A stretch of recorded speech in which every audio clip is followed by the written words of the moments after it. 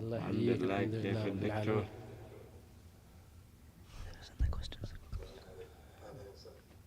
أهلا وسهلا. الله يحييك. يعني كل شيء تمام. Do you see us well?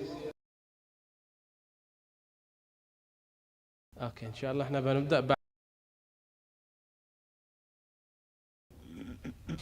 اوكي.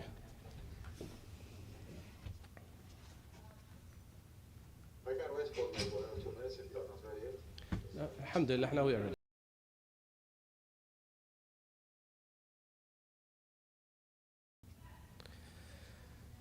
بسم الله والصلاة والسلام على رسول الله وعلى آله وصحبه ومن والاه. رب اشرح لي صدري ويسر لي أمري واحلل عقدة من لساني يفقه قولي. أما بعد. Welcome once again to Al-Asr podcast. Al-Asr podcast is a podcast hosted by the AMS Media Committee, inshallah, where we discuss the problems and tribulations of Al-Asr, of the time that we live in, and where we also try to live Surah Al-Asr, in which Allah subhanahu wa ta'ala says, وَالْعَصْرِ إِنَّ الْإِنسَانَ لَفِي خُسْرٍ إِلَّا الَّذِينَ آمَنُوا وَعَمِلُوا الصَّالِحَاتِ وَتَوَاصَوْا بِالْحَقِّ وَتَوَاصَوْا بِالصَّبْرِ. Alhamdulillah, we ask Allah subhanahu wa ta'ala to make us from those who are believers and of those who are always doing good. And inshallah, from this podcast, we want to advise in goodness and we want to advise in patience. So without any further ado, we want to begin with the disclaimer, inshallah. Everything we share here is our opinion. It does not reflect the AMS board, volunteers, staff, or anyone else pertaining to the AMS masjid. Inshallah, tonight's topic is a topic that I believe we all will benefit from and we will all enjoy. It is about balancing faith and balancing finances in the secular world that we live in. As usual, I will be your host. My name is Brother Anwar Musa. I am the president of the AMS Media Committee, and with me are two other members of the Media Committee. I will allow them to introduce themselves. Assalamu alaikum wa rahmatullahi wa barakatuh. I am Muhammad Al-Jahmi, and inshallah this is going to be a very beneficial podcast about a topic that a lot of people have requested or talked about or asked about. So inshallah we will benefit from our guest speaker who will introduce himself after our second host introduces himself. Assalamu alaikum wa rahmatullahi wa barakatuh. I'm your brother Hudayfa Allah.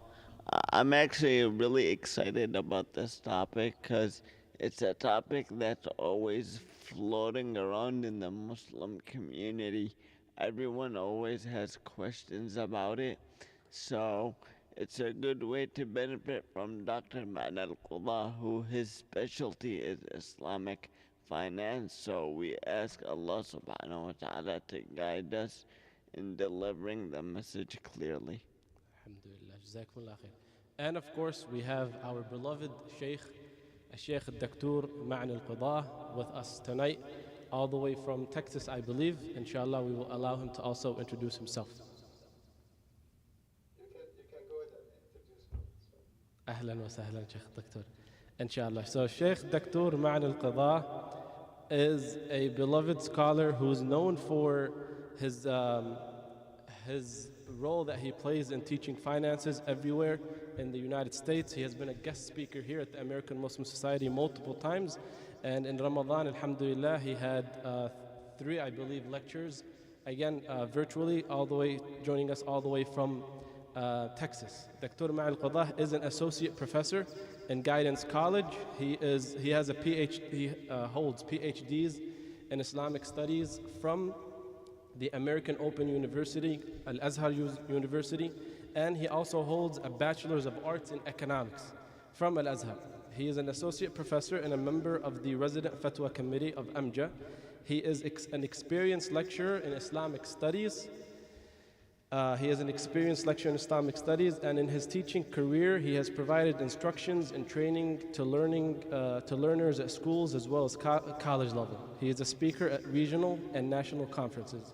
Dr. Ma'an al-Qudha, Sheikh Dr. Ma'an al-Qudha has spoken to large audiences about Islamic finance, interest-bearing transactions in the United States, Zakat rules for American Muslims, the recent financial crisis, and contemporary issues regarding the Muslim family at several regional and national conferences and at masajid like this masjid and Islamic centers within the United States. So what he teaches aligns perfectly, alhamdulillah, with Al-Asr podcast because he wants to tackle contemporary issues just like we want to tackle them here in this podcast.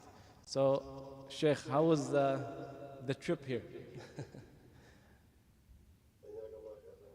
Alhamdulillah. So, we live, alhamdulillah, in a world that allows us to bring the person who's very far away closer to us. But unfortunately, this world also sometimes has its negatives, where it can make the person who's very close also fear very far.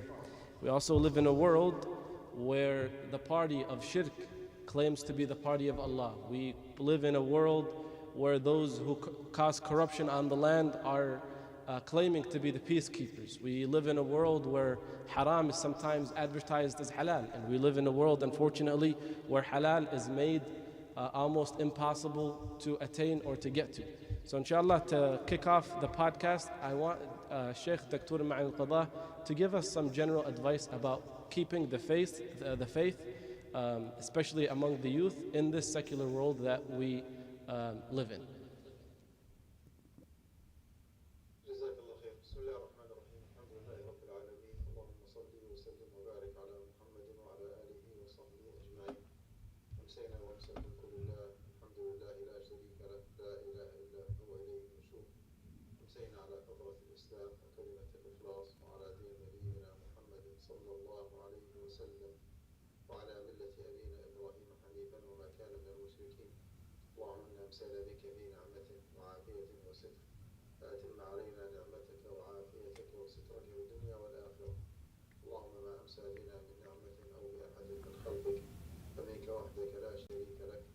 شكرا يا ربنا لك الحمد كما ينبغي لجلال وجهك وعظيم سلطانك. رضينا بالله ربا وبالإسلام دينا وبمحمد صلى الله عليه وسلم نبيا ورسولا. Respected brothers and sisters, السلام عليكم ورحمة الله وبركاته. حياكم الله جميعا. طبتم وطاب ممشاكم وتبوأتم من الجنة منزلا بإذن الله. ثم أما بعد. Yes, having a balance between your faith and your financial life is not an easy job, especially if you live outside the Muslim world, where the investment opportunities and the career and the jobs and the businesses, when it comes to Sharia compliance, are not as variable and available as when you live in a Muslim society. This is one of the taxes, if you wish, that we pay in the society on how to, strive to preserve our Muslim identity and how to make sure that we obey Allah subhanahu wa ta'ala in our muamalat, business transactions and investments, and jobs and careers, in the same way that we obey Him subhanahu wa ta'ala in our ibadat. It's really unfortunate to say that some Muslims, I don't want to say most Muslims in this society, they pay a lot of attention when it comes to the correctness of the ibadah, when it comes to wudu and salah and purification and sawm and performing hajj. They ask a lot of questions. They spend a lot of time to educate themselves in the ibadah. But when it comes to muamalat, when it comes to business opportunities and jobs and careers, they do not pay similar attention to that. Although Allah subhanahu wa ta'ala, the one who prohibited us from dealing with interest, is the same one actually who commands us to pray and to fast and to pay zakatul mal and to perform hajj. The same surah Al-Baqarah, that furnishes a lot of details about salah and siyam and hajj and zakah, is the same surah where Allah subhanahu wa ta'ala toward the end of this surah said, يا أيها الذين آمنوا اتقوا الله وذروا ما بقي من الربا إن كنتم مؤمنين فإن لم تفعلوا فأذنوا بحرب من الله ورسوله وإن تبتم فلكم رؤوس أموالكم لا تظلمون ولا تظلمون. Striking that balance on how to be religious and practicing Muslim You pay a lot of attention to the correctness of your ibadah. You pray in the masjid, you pray on time, you go to Salat al-Fajr every single day, you fast the month of Ramadan, you pay Zakat al-Mal, you pay Hajj. Likewise, you need to pay a lot of attention and learn how to function financially in this society here. Okay, how to navigate, if you wish, through the system and find out what's haram to be avoided and what is halal to be conducted when it comes to majors or whenever you go to college. Okay, can you major in finance? Can you major in business administration? When it comes to careers and jobs, whenever you graduate, can you work for a bank? Okay, can you work for a mortgage company? Can you work for a credit, card company? Can you work as a financial consultant or wealth manager where you direct your clients to invest in bonds and derivatives and futures and options, right? Can you work as a uh, real estate agent, like realtor, where you pick and choose the right property for the right person with the right price, and then you have to help him or her, finance for that property by connecting him with a bank. When it comes to retirement account, should you compromise your 401k completely because it's not 100% Sharia compliant?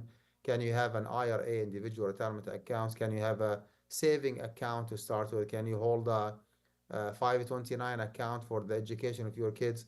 We have a lot of questions here, and it's really, really hard to go through the system and to navigate the system without having sufficient amount of education on riba and haram and halal, so to be able to go through the system and avoid what you're supposed to avoid and to do whatever you are allowed to avoid.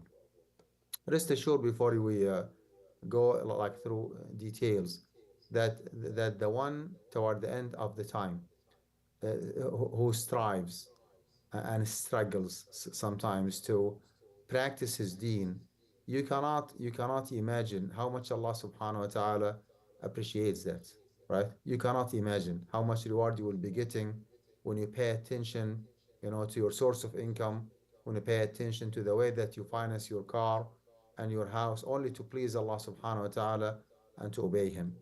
I don't want to like convert this conversation into a like khutbah al-Jum'ah or a khatira or maw'idha, but it is good actually to remind ourselves that inshallah we will be highly rewarded by Allah subhanahu wa ta'ala. And it is enough actually to remember the hadith of the Prophet alayhi salatu wasalam. Few days before passing away, he was visiting the graveyard Baqi' al-Gharqad. Okay, maybe late at night, maybe even after midnight, in which some of the companions radiallahu anhum found out that like there is something weird here. Prophet ﷺ doesn't go to the graveyard at that late time. So they followed him and they had a long conversation with him alayhi salatu wasalam. A part of that conversation where he said sallallahu alayhi wasallam, ووددت لو أني رأيت إخواني, and I would love to see my brothers. قالوا أولست إخوانك يا رسول الله. They said, are not we your brothers, O Messenger of Allah? قال أنتم أصحابي, you are my companions. إخواني يأتون في آخر الزمان. My brothers, the ones that I want to see, what I would love to see, are the ones who come toward the end of the time. أجر أحدهم بأجر 50. أجر أحدهم بأجر 50. Their reward will be multiplied 50 times, 50 times. قالوا يا رسول الله 50 منا أم 50 منهم? Will they be rewarded 50 times based on our performance, the Sahaba, the companions, or based on their performance and their level of ibadah? قال بل 50 منكم. He said no, they will be rewarded 50 times based on your standards and your criteria in ibadah.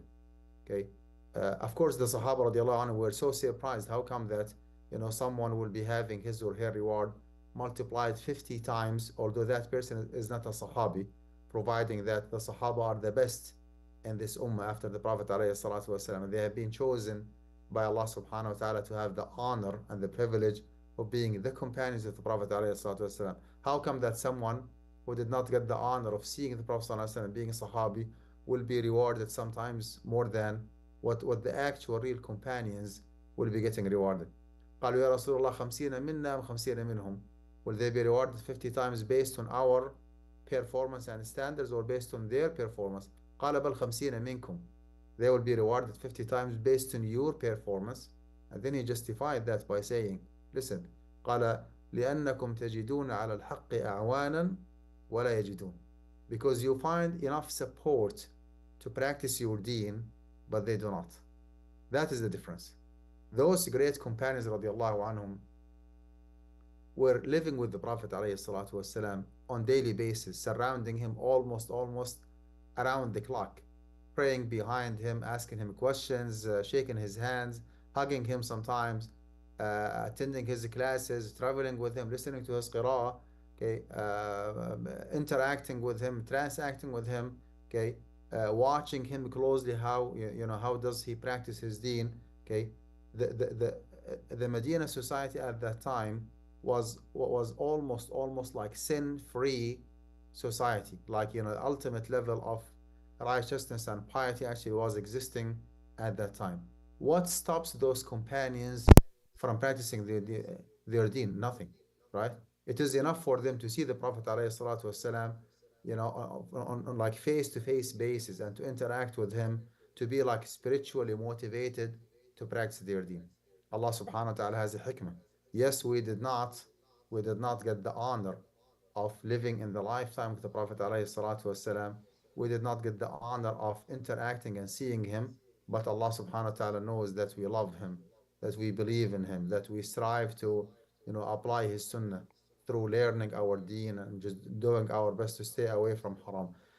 Allah subhanahu wa ta'ala knows how much obstacles and hurdles and temptations and tribulations, okay, and su'ubat and difficulties that we face, okay, Muslims living in this society in the United States in 2024. Yet we strive to be adhering to the commands of Allah subhanahu wa ta'ala in our ibadat and our muamalat as well. Okay, sometimes we deprive ourselves from having a saving account or getting some easy profit or having retirement account or any kind of like business, any kind of career, or even purchasing a house, because we are not confident that that option is a Sharia compliant one. We are willing to sacrifice everything, including our lives, to make Allah subhanahu wa ta'ala happy with us and to follow the sunnah of the Prophet alayhi salatu wasalam. So Jazakumullah khair actually for facilitating this event and just raising this issue and how to be like a practicing religious Muslim and how to strike a balance between your faith, right, and your finance here in this society, how to live, how to be financially functional, okay, in a Sharia compliant way. Jazakumullah khair. I do not claim that I know everything, but that's my area of specialization. So if I know the answer and I do have experience in whatever you want to ask, inshallah, I'll be more than happy to share my knowledge and experience with you guys. Alhamdulillah, barakallah fiqh, Sheikh. So, inshallah, we have a packed schedule. We'll try to cover as much as we can. The first half of the podcast, inshallah, we'll share some of the questions that we might have personally had or questions that we collected from the community. And then, inshallah, from the second half of the podcast, we will the second half of podcast, inshallah, we will ask the viewers right now on YouTube live to see if they have any questions, and inshallah, if we have time for those questions, we will also take them in case we miss something from our end. So inshallah, before we begin with the discussion, I did want to reiterate the Shaykh's points. Subhanallah, Allah subhanahu wa ta'ala knows how hard it will be for us to practice Islam and to keep the faith at this time, at the end of times that we're living in. So Allah subhanahu wa ta'ala has given us so many shortcuts and so many bonuses so we can attain the level, inshallah, of the Sahaba. And Shaykh, do you think we are living at the time where the Prophet Muhammad sallallahu alaihi wasallam says the person who holds on to his faith is like holding on to burning coal? That's absolutely the case, and I do swear by Allah subhanahu wa ta'ala, if the Prophet alayhi salatu wasalam is still alive, and he alayhi salatu wasalam, see how much the Muslim community, mashallah, is striving to adhere to the Sunnah, he will be so proud of us, sallallahu alayhi wasallam. And inshallah, I hope, I pray, I wish that we all, inshallah, are the brothers and the sisters of the Prophet alayhi salatu wasalam, who was referring to in his hadith when he said, ووددت لو أني رأيت إخوانا, and I would love to see my brothers. So inshallah, we are the brothers and the sisters of the Prophet ﷺ because of what we do together as a community, to educate ourselves and to stay away from haram and to stick to the halal, options in our business and our, careers and our investment. Inshallah. So who wants to kick it off with a question with the Sheikh? Inshallah. Okay, let's start with Brother Hudayfa. So my first question is to you, Sheikh. We live in the West. There's a lot of most of the financial, like how finance works in the U.S. is in the gray area, and unfortunately, a lot of Muslims they think that they just go with the flow and whatever the financial system gives them, they follow. But don't you think, what is your opinion? Isn't it, do you think it's fard for the average Muslim to know the basics of Islamic finance laws? That is absolutely correct. Uh, Not every single Muslim has to learn every single rule about every single transaction in Islam. But every single Muslim has to know the rules of the transactions that he is subject to conduct. For example, whenever you decide to get married, you need to know the rights and the duties and the responsibilities of the husband and the wife. You need to know some fiqh rules about the marriage contract, about marriage, about divorce, about khulu, about nushuz, about ila, because you are about to get married. Likewise, when you do have extra money, right, and you became a zakat payer, then you have to know the basic rules of zakat. Okay, what is zakatable, what is to be included, what is to be excluded. Okay, and how to how much zakah I have to pay and how to calculate my zakah. Likewise, when you do have enough money to go for Hajj, you have to learn the rules of Hajj before you go to Hajj. Likewise, whenever you want to major, like pick and choose a major in college, okay, you need to know what kind of job opportunities, okay, and business opportunities you will be having in the future, inshallah, based on that major. Is that halal or haram? Whenever it comes to purchasing a house, okay, what are the halal ways of financing a house? What are the haram ways of financing a house? The fact that you live in a non-Muslim society, okay, does not justify, okay, any commitment of any haram. Allah subhanahu wa ta'ala is to be obeyed every time, everywhere. فوق كل أرض وتحت كل سماء. Whether you live in Mecca al-Mukarrama or you live in Dearborn, Michigan, it does not make any difference. So the fact that you are a Muslim minority living in a non-Muslim society does not give us any kind of excuse, to deviate from the right path and to practice whatever we want. We have to learn our deen. We have to learn the basics of business transactions, basics of Sharia compliant investment, right? Basics of haram and halal when it comes to careers, right? So whatever we do it based on knowledge. Now, the fact that some Muslims, I don't want to say a lot of Muslims, some Muslims do not care about haram and halal, that is their fault. That's their mistake. So even if the vast majority, even if every single Muslim, la samahallah, on earth is committing riba or committing zina or committing, anything haram, it doesn't make it halal because the vast majority of people do it. Okay. And our resource, our standard and criteria is what Allah subhanahu wa ta'ala commands, what His Prophet alayhi salatu wasalam commands. Even if most people do not listen or adhere, that's actually their problem. Allah subhanahu wa ta'ala said in the Quran, وَمَا أَكْثَرُ النَّاسِ وَلَوْ حَرَصْتَ بِمُؤْمِنِينَ وما أكثر الناس ولو حرصت بمؤمنين وإن تطع أكثر من في الأرض يضلوك عن سبيل الله.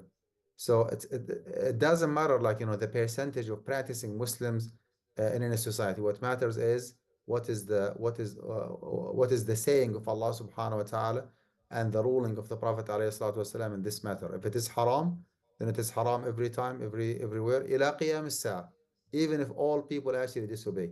And whatever is permissible is still permissible even if everybody is not doing it. القول ما قال الله ورسوله. نعم. I know Muhammad really wants to ask a question, but before we go further, I know most of our discussion, inshallah, about finances, it's always going to go back to the concept of riba and the concept of interest. But what I've noticed is that sometimes there's a lot of things that are called interest, and there's a few things that don't really fall into the definition of riba, and there are things that people claim don't fall into the definition of riba, but are actually riba and are actually haram. So before we get any further, Sheikh, can you give us a concise Islamic definition of what constitutes what riba and interest is, the haram riba that Allah mentions in the Quran? طيب, can you give me like a time frame, like how much details I can go into? What is like the time frame of this presentation so I can just assess how much depth and details I can explain, because that's a very detailed topic. Do you want me to go with the short answer or long answer? Subhanallah. So inshallah, the podcast, inshallah, we're planning on going for 2 hours if you have the time, but it is يعني to your comfort, inshallah. But we would like the short answer because there's going to be a lot of questions to follow this, inshallah. Okay. The short answer is that the riba that is agreed upon its prohibition, the most severe level of riba, okay, according to the consensus, according to the unanimity of the four different madhab, whether you are a Hanafi or a Maliki or Shafi'i or Hanbali, is the following, okay? It is the premium that has to be paid by the borrower to the lender along with the principal amount as a condition for the loan. One more time, the premium that has to be paid by the borrower to the lender along with the principal amount as a condition for the loan. In very simple words, it is the interest-bearing loan that when you go to a bank and you apply, you go to Bank of America, to Chase, to Wells Fargo, to Capital One, you apply for $100,000 loan, whether personal loan or construction loan or business loan or investment loan or a student loan. Once your loan is approved for, let's say, 5% APR, okay, it means that once you take that money, okay, if you want to use that money for one complete year, then the total that you have to pay to the bank is 105, because the APR, the annual percentage rate, is 5% in our example. If you want to keep that money with you for 3 years, then the total that you have to pay back is $115,000. That is the exact riba that sometimes they call it riba al-jahiliya or riba al-nasi'a or riba al-duyun. But this is actually I would say, the most simple definition.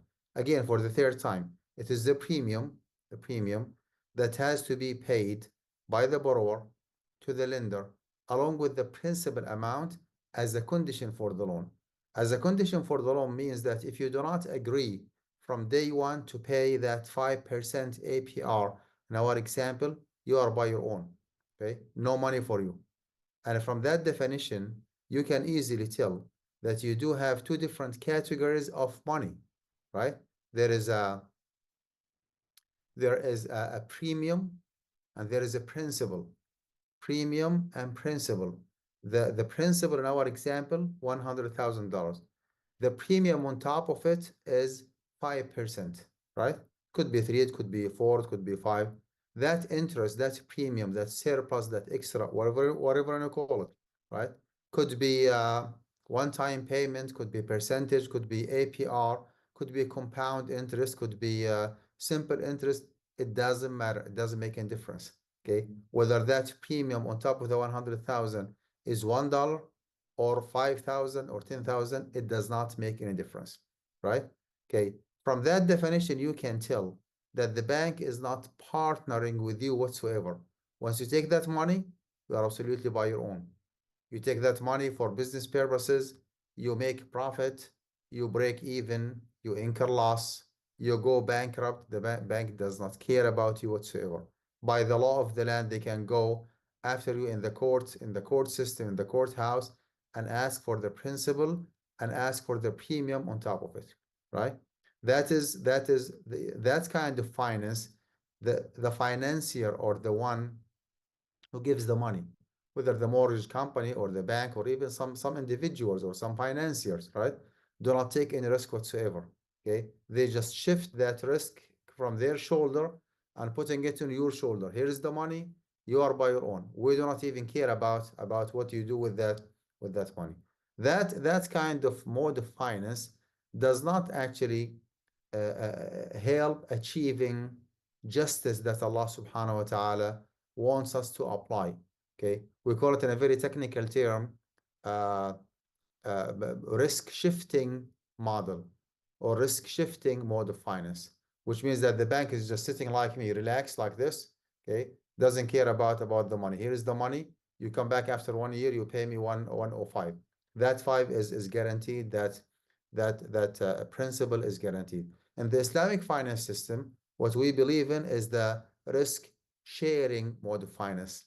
Bank is not supposed to give you a loan for an interest. If the bank is okay with paying you money, then it has to be based on one of those Islamic modes of finance. If it is mudaraba, for example, trustee partnership, and the bank is willing to give you $100,000 cash to improve or to upgrade your car dealership or your accessories or your real estate business, whatever, they cannot give you that money as a loan.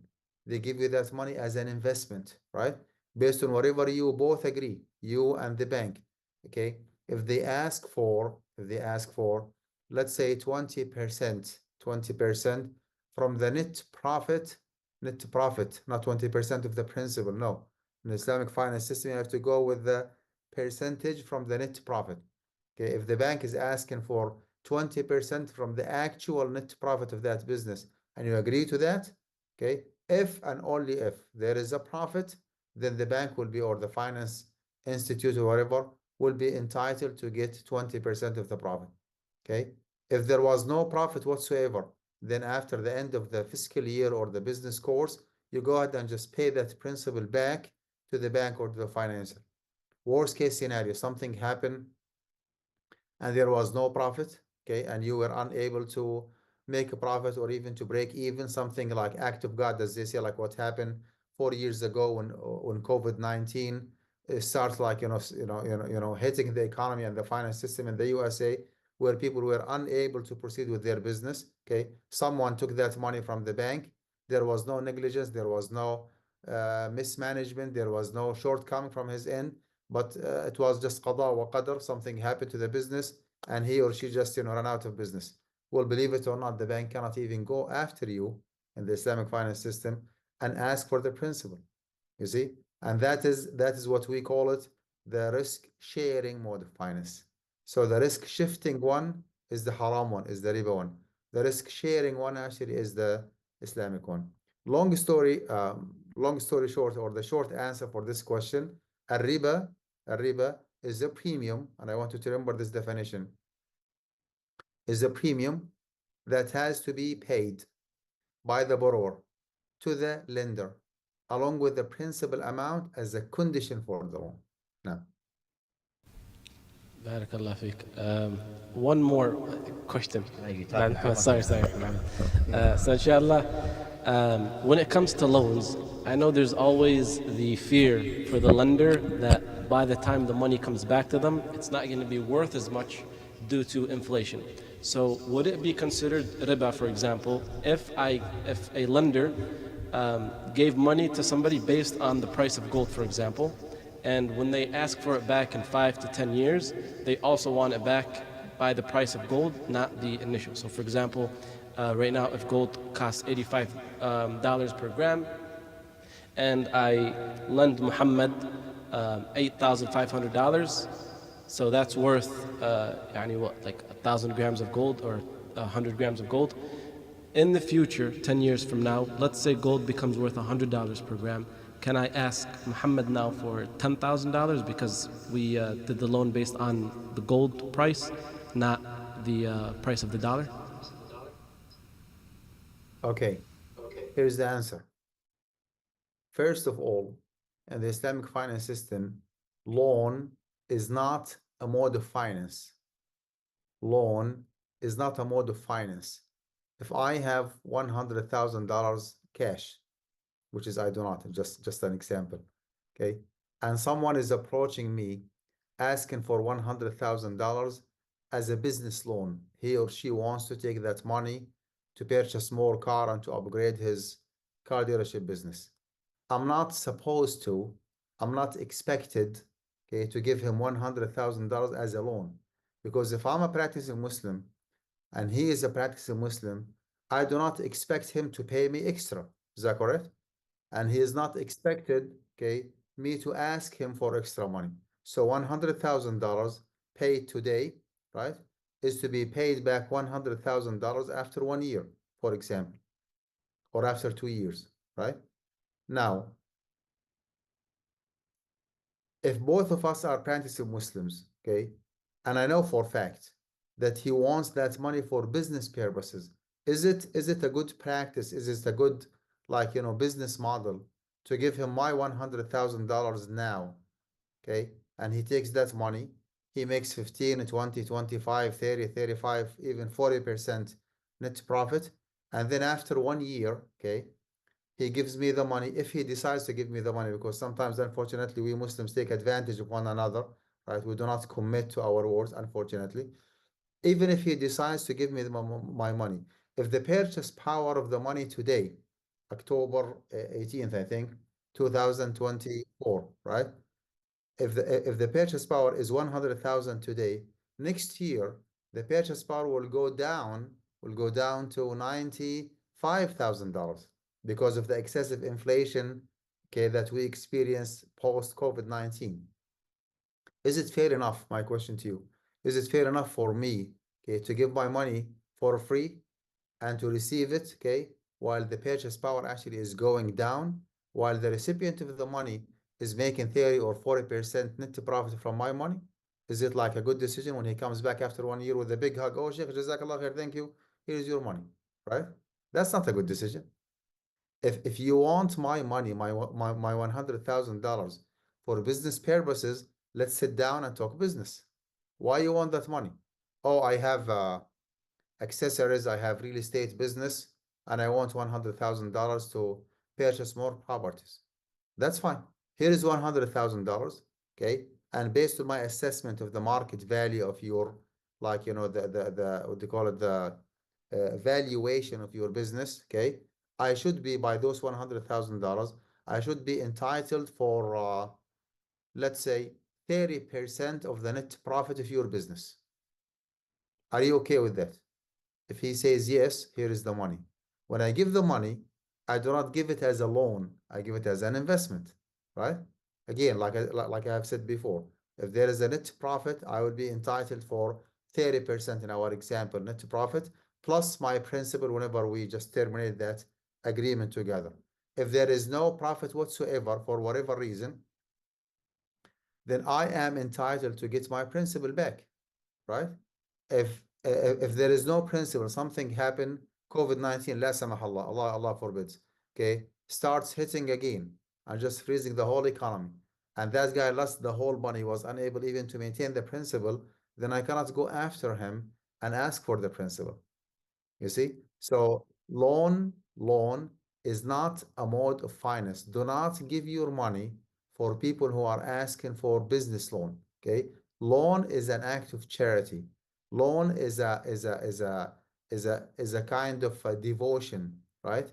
You anticipate none but the reward from Allah subhanahu wa ta'ala when you give your money as a qardun hasan, as an interest-free loan. In fact, the Prophet alayhi salatu wasalam have told us that if you lend your money twice, if you lend your money for the first time and you take it back, you lend it for the second time and you take it back, you will be counted as if you have donated that money, as if you have donated that money. So you give your money, okay, for someone who is like desperately in need for, a few thousands of dollars to purchase maybe some food and put on the table, as they say, or to pay for the rent of his house or to pay the tuition fees for his kids. I'll be more than happy to give him a few thousands of dollars for a few weeks, for a few months, And a part actually of the devotion that I'm doing is to incur the loss or the reduction in the purchase power, because again, this is a kind of ibadah. I'm devoting myself to Allah subhanahu wa ta'ala by giving my Muslim brother some, a few hundreds of dollars or a few thousands for maybe a few days, a few weeks, few months, but not for business purposes. If it is business, then no money for you. Let's sit down and just establish any kind of partnership, okay, based on the Islamic finance system. It could be murabahat, could be mudarabat, could be musharakat, could be istisna'at, could be whatever the mode of finance might be. Now, if I have given my money, I gave $10,000, okay, for someone who is in need for my money for some necessities, and he promised to pay me the $10,000 next year. Next year actually came, he was unable to pay me back.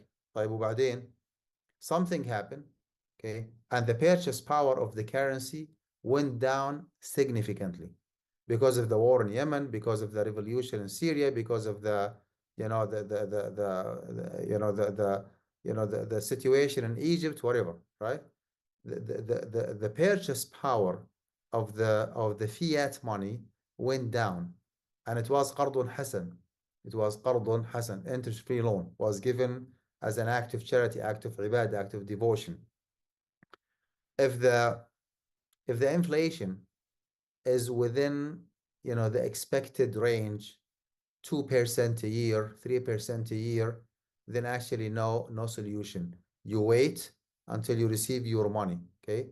المجامع الفقهية, different fiqh councils have made it clear. الديون ترد بمقدارها لا بقيمتها. الديون ومنها القروض ترد بمقدارها لا بقيمتها. Debts and loans are to be paid back based on their exact amount, not based on value. There is a huge difference between the amount and the value because of the inflation nowadays. So to answer the question, if the inflation was, like, I would say maybe 2% a year, 3% a year, then no action items, no solution. You just get your principal back. فلكم رؤوس أموالكم لا تظلمون ولا تظلمون. There is a very exceptional circumstances here. Okay, if it is like really, really excessive inflation, right? Excessive inflation, like the purchase power of the currency went way below 33%. So the $100,000 went down to instead of like 95 or 90,000 next year, because of the war in Yemen, because of situation in Syria, went down from $100,000 all the way to 60,000. How about that? So the loss actually is huge. We're talking about 40%. This is actually a very, very exceptional circumstances. Exceptional circumstances. If that was a qardun hasan, okay, as a devotion, and the difference in the purchase power is more than a thuluth, more than 1/3, which is the like 33% here, then the loss or the reduction and the purchase power of the loan is to be divided equally between the borrower and the lender. But again, like this is a very exceptional circumstances. You cannot apply it when the inflation is 1 or 2%. When the inflation is 33% or more, oh, that's way too much.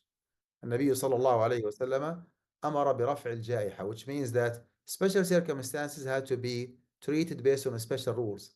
But this is the exception and not the default rule, right? In our example, someone gave to someone cash money in Yemeni riyal, okay? And the equivalent value of that Yemeni riyals at that time, let's say 2 years ago, it was $100,000, okay, straight. $100,000 straight. After 2 years, and because of the situation in Yemen, the borrower decided to pay back the loan, okay?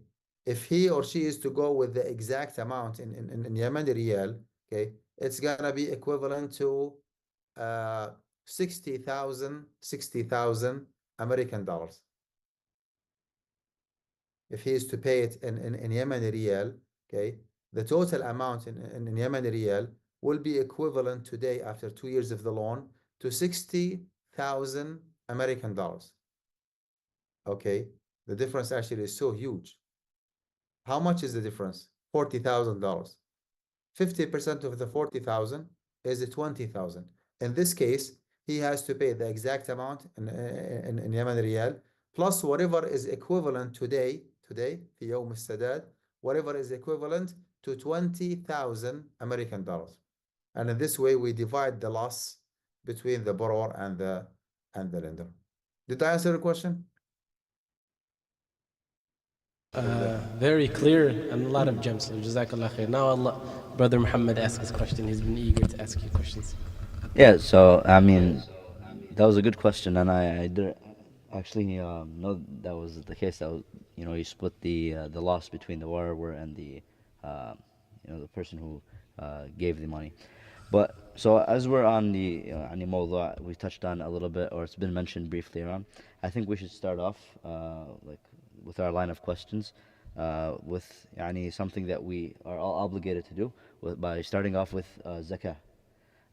And I know recently I was asked a few questions, so it was the perfect timing that I was asked these questions, so we can ask them to Sheikh Dr. Muhammad Qudha.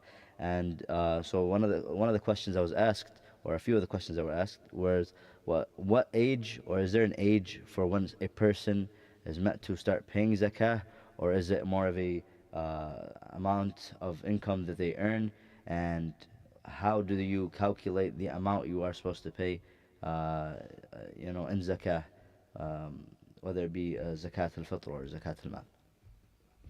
When it comes to paying zakatul mal, it's not tied to a certain age.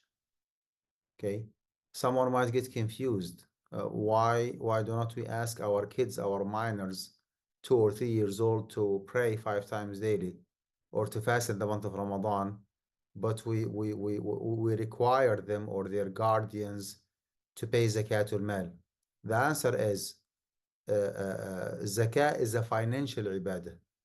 It is connected to your money, to your wealth, while salah and siyam and hajj are physical ibadat.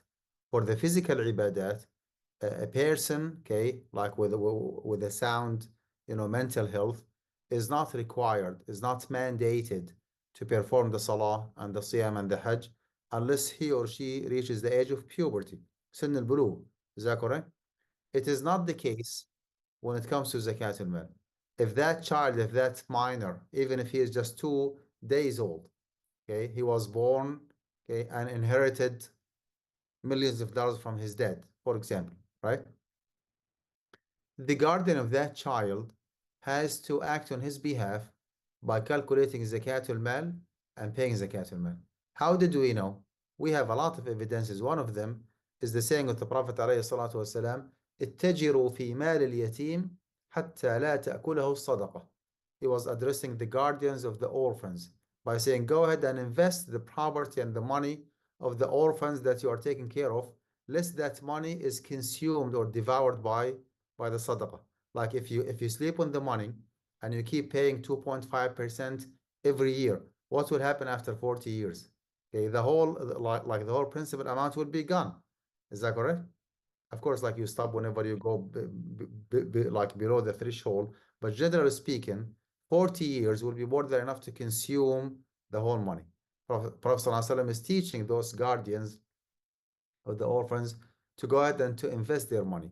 Okay, what is wajhud dalal? What is the indication here? Indication here is that the yatim is someone who is minor, right? If that yatim is 17 years old, then he's not a yatim anymore. Okay, لا يتم بعد احتلام, according to the hadith. So this hadith actually indicates clearly that regardless of the age, regardless of the mental capacity of that individual, as long as he or she is wealthy enough, then the zakah of his wealth has to be paid. If he is like, competent enough to calculate and to pay, authorized enough to use the money, then he has to take care of his own zakah. If he is not, then somebody else, his wealth manager, his financial advisor, his guardian, his whosoever takes care of him, has to pay zakah on his behalf. Okay, so that answers the question of yani the who's obligated to pay and when are they obligated to pay. So thank you for answering that question. But now, I think it would be good to go into the question of how do you calculate what is the adequate amount to pay zakat on? Is there a certain threshold of wealth you reach, and how is it calculated? And is it money that, some people say it, or as I've heard people say that the money that you don't spend, that's what you pay it from, or some people say the extra money, surplus money, that type of thing. So what do you pay zakat from? Is there a certain amount that you're supposed to pay or is there a certain amount you're supposed to earn before you pay the zakah? And could you answer that? Just clarify it. Okay. It depends actually on what kind of wealth or what kind of zakatable wealth you are referring to. Let's go with the most simple example. You do have cash money, right? American dollars. Once you hit the threshold, which is the value of 85 grams of gold, 85 grams of gold, nowadays around maybe $6,000. Once you do have $6,000, then you have to pay zakah on those 6,000 and whatever you have on top of the 6,000. By the way, some people think that if the nisab or the threshold is 6,000 and I have 20,000 in the month of Ramadan, then I have to pay zakah on 14,000 only, whatever is on top of the nisab. No, that's wrong. You pay zakah on everything. Okay. What is the faida? I mean, why we talk about the nisab? And nisab actually is to determine who is a zakah payer and who is not. If the nisab nowadays in the month of Ramadan, after a few like months from now, inshallah, بلغنا الله وإياكم رمضان. If it is less than 6,000, then you are not a zakat payer if you do not have like any other source of income. If you do have 6,000 or more, then you have to pay zakat on that. How much is the zakat? It's 2.5%. Okay. And the zakat due date, which is most probably the beginning of the month of Ramadan, you need to do some homework. You need to find out how much is the nisab, how much you have to pay out of pocket if you want to purchase 85 grams of 24 karat gold. 24 karat gold, which is الذهب الأصلي الذهب الخالص يعني. عرفت أخي؟ If the value at that day is, let's say, $6,000 and you do have 6,000 or more, then you are a zakat payer. You have to pay zakah, or that minor if he is like incompetent, young minor child, right? Infant even, then somebody else actually has to pay zakah on his behalf. Uh, can I ask another thing? Or la? Go ahead. You If you jumped the have gun. more questions about zakat, we'll talk about zakat and then we can move to different topics like investments. Two more quick questions. All right, I'm gonna say them together.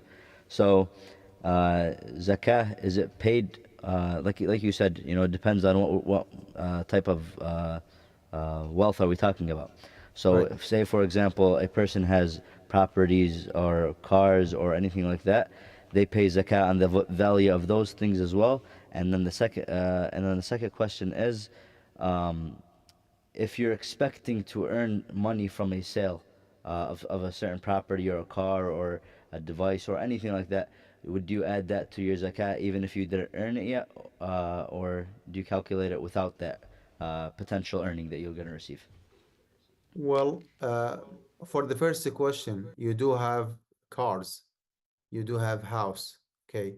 I need to ask like a counter question. Are you referring to a rental property or the house or your primary residence?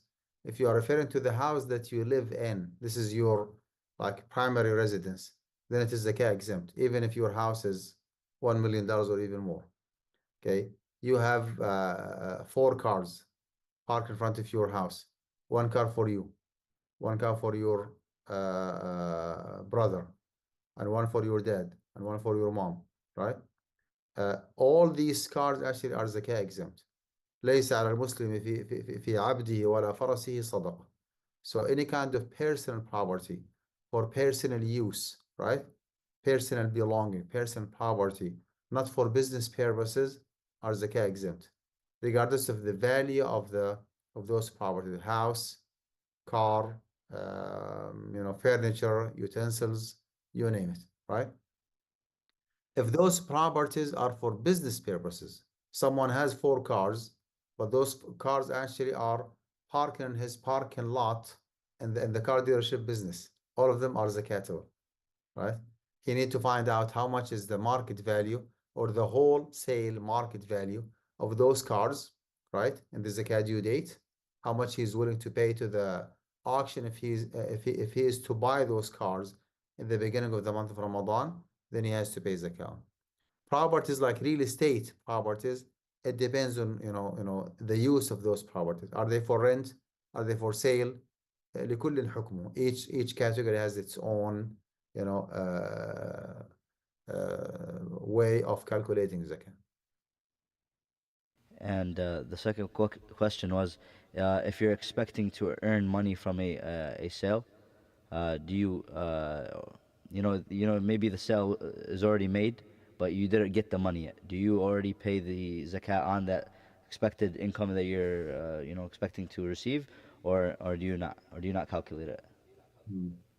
عندنا مثل بالأردن يقول لك لما يجي الصبي بنصلي على النبي صلى الله عليه وسلم. Okay, in our example here, whatever is receivable, not received, receivable, is not zakatable. You do expect certain amount of money to be received, like to be sent to you, but you did not receive it, right? So you wait until whatever is receivable for this year is already received with ED next year. If that receivable became received and you keep that money, you slept in the money for one complete year, so much so that Ramadan of next year, you still have that money, then you have to pay zakat. بشروطه, if that money along with the other money that you have are reaching nisab or more, then you have to pay zakat. If you have received that money and you spend that money, then there is no money to worry about. Money received, money spent within less than 1 year, there is no money to pay zakat on. Jazakallah khair, barakallah feek. Okay, I have a question. So I heard you mention Ramadan a few times, and I know a lot of people, when it comes to Zakat al-Fitr, obviously makes sense to pay it in Ramadan because that's when it's prescribed. But for Zakat al-Mal, is there any extra award or multiplier or bonus associated with paying Zakat al-Mal in Ramadan? Or would it be the same reward as paying it, for example, in a different month? Because I did hear that the Sahaba radiallahu anhum would pay their Zakat al-Mal in al-Ashhur al-Hurum. And they would focus on sadaqah in Ramadan because sadaqah will be multiplied in Ramadan. However, because zakah is not, because zakah is prescribed upon us, it's a wajib. There's no extra reward or multiplier for doing it in Ramadan. Is this accurate? If you want to go with the book, as they say, right? Your zakat due date is 1 year after constituting or accumulating nisab, right? If you accumulated already $6,000, okay, and on Rajab 15th of 1445, in Rajab 15th of 1446, you have to pay zakatul mal. You have to pay zakatul mal. So the zakat due date has nothing to do with Ramadan, has nothing to do with the Ashur al-Hurum whatsoever. If you want to go with the book and be as accurate as possible, from the day that you accumulated, day that you constituted nisab, you mark your calendar. Next day, I'm sorry, same day of next year, the same day. Okay, like in our example, 15th of Rajab. 15th of Rajab of next year, you need to pay zakat al-mal. Now this is the basic, the default rule. In real life, it's really hard to remember which day of the year you accumulated nisab. Am I correct? I mean, no one here, including myself, I do not know which day of the year I became a zakah payer. I accumulated $6,000, and that's why we just mark our calendar, for the month of Ramadan to pay zakat al-mal. Even if someone's zakat due date is the month of Rajab, is in the month of Rajab, right? And he doesn't want to pay zakat in the month of Rajab. Can you shift your hawl and your zakat due date? Yes. In the first year, okay, if your zakat due date is Rajab the first, in the month of Rajab, you pay zakah for the whole year long, and you add the zakah or the expected zakah for the upcoming 2 months. So you pay zakah for the whole year plus the zakah for the month of Sha'ban, right? Rajab, Sha'ban, yeah. So you pay one more month. Next year, okay, well, you pay, I'm sorry, for 2 more months. Next year, okay, your hawl, your zakah due date has been shifted to the beginning of the month of Ramadan. So you don't have to pay your zakah in the month of Rajab anymore because you prepaid your zakah ahead of time. Next year, you mark your calendar for the month of Ramadan. So if we have no more questions pertaining to zakah, we can move to You have a question? other topics. Zakah, Zaifa? It's not zakat, but are we done with loans or are we going We back? can go back to those. In terms of loans, yeah, Sheikh, is there a way someone can give someone a loan and profit out of that loan without it being considered riba? The simple answer is no. You either give a loan as a practicing Muslim, you give a loan as an interest-free loan, قرض الحسن, right? And in this case, you do have the right to guarantee the loan or to ask the recipient or the borrower to guarantee the principal. If I'm not to make money from that $10,000 loan, then the least you can do is to pay me my principal back within 1 year from now. Are you okay with that? If he says yes, here is $10,000. So I cannot guarantee, I cannot ask, I'm sorry. I cannot ask for any profit or any benefit or any premium, any surplus, any riba on top of it. But, in return, I do have the right to ask, for the principal to be guaranteed, right? فَلَكُمْ رُؤُوسُ أَمْوَالِكُمْ لَا تَظْلِمُونَ وَلَا تَظْلَمُونَ. Here is 10,000, you pay me back 10,000 within 1 year, right? There is a very common mistake in my homeland, like back in Jordan.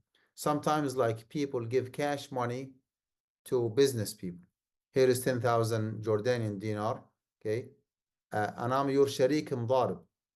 I'm your sharik. So we are partners based on mudaraba. Here is $10,000, 10,000 Jordanian dinar, but I want you to pay me my profit on that 10,000 Jordanian dinar, 200 Jordanian dinars a month. Are you okay with that? The other guy, because both of them do not know Islamic finance, they will say, oh, yeah, sure, why not? We are partners, and I'm committed to paying you 200 Jordanian dinars a month.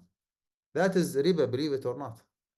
That's an interest-bearing loan, because in this model, okay, the one who gives the 10,000 Jordanian dinar is asking for the principal to be guaranteed and is asking for a certain, like a specific fixed amount to be paid every single month. That's exactly interest-bearing loan.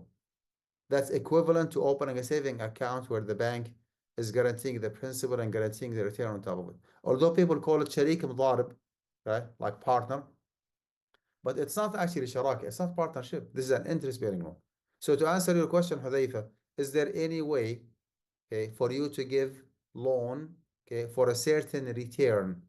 Okay, if you mean by certain return, fixed amount, okay, certain amount to be paid periodically or one time, the answer is absolutely no. Once that condition actually is agreed upon, the whole deal will be converted to an interest-bearing loan, whether people, realize it or not, whether they recognize that this is haram or not, it is absolutely an interest-bearing loan, period. Jazakallah khair. Okay, so right now I'm going to shift the topic a little bit to investments, because inshallah, as the shabab grow older, we're going to have a good income, inshallah, so we have investments. And I know there's a lot of investment, like savings accounts that have interest. There's 401ks, there's Roth IRA, there's a CD, there's high yield savings. So there's a lot. And I have to be honest, when it comes to like financial literacy, I used to take some courses, and I would see that there's so much interest, I wouldn't pay attention to all these different types of investments, because it's like, this is haram, I'm not even going to focus on it. And I remember even one time, I was reached out by a non-Muslim financial advisor, and he was giving me some advice on where to put my money. And I was like, okay, this is interest, this is interest, this is interest. So I just stopped meeting with him. I told him these don't work. So to make it easier for all of the Muslims and especially the younger generation, what investments in the West, or it doesn't have to be in the West, and any investments that we have access to that are considered halal or permissible for us to pertain in? I would suggest the following. If you do have uh, some cash that you do not have a plan to put it or to use it to purchase something or to invest it somewhere else, I would suggest that you consider what is called gold wallet. It became a trend in the USA, especially after COVID-19, because of the excessive inflation, and because the fiat money, the currency, the American dollars, the papers, the bills that we have are using their purchase power significantly. It became a trend for people actually to convert that cash money, into gold, right? You purchase a gold, not by yourself. No, you open what is called a gold wallet account. Gold wallet account, right? If that business or that company is a Sharia compliant one, they would purchase 100% from the money that you deposit with them. They would purchase gold. Okay. In this case, I would recommend a company called Phi Wallet, PHI Wallet, WALLET.com. Phi Wallet actually is a gold wallet company, and it is a Sharia compliant one. I'm the Sharia consultant of this company. If you go to Phi Wallet, PHIWALLET.com, you will see me as the Sharia consultant of that company. Their business actually is a Sharia compliant one. You download their app, okay? You connect their app with your checking account, and you start like transferring money, and you click on the app asking Phi Wallet to purchase gold for you. If you deposit $1,000 today, because of the intrinsic value of the gold and because of the inflation that the American dollars are experiencing nowadays post COVID-19, if you deposit $10,000 now and you want to liquidate that account next year, believe it or not, you might withdraw $11,000 because gold actually has its own intrinsic value. The only disadvantage of this company is that they do not have registration in the USA. They do not have registration in the USA. So they are not governed by the FDIC or by the Federal Reserve or by, okay, so there is no American jurisdiction over that company. They did so actually purposely because of the bad history of gold confiscation in the past. So they do not want to have gold like within the U.S. Jurisdiction. We call this kind of investment, we call it passive investment. Passive investment in a sense that this company Phi Wallet does not purchase commodities and put that money in business and make a profit. No, they just convert the American dollars that you have into actual dollars, and you have full control over your account. Okay, you just grab your phone, you go to that app, click liquidate, or just ask for that gold to be transferred or to be mailed out to you. It will be mailed out to you. If you decide to go with Chase or with Capital One or with Bank of America, they do actually have. In fact, actually, a few months ago or even last year, I had a long meeting with a financial advisor or like an expert from Chase regarding this topic. Okay, problem here is that those riba, those interest-based banks, okay,